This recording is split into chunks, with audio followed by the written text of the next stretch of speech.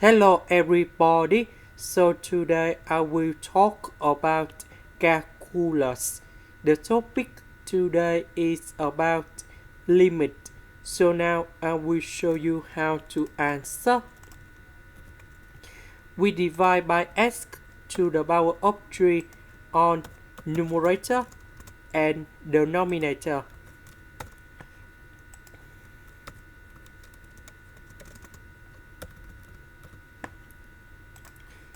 Next,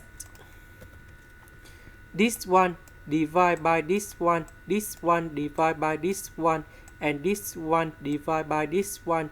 So you got like this.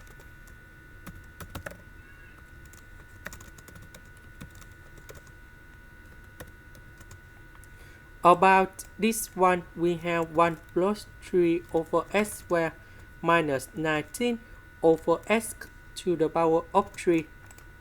When s approaches to positive infinity, number 12 divided by positive infinity, you got 0.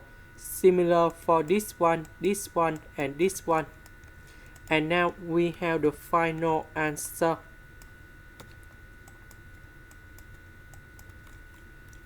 And we have negative number 6.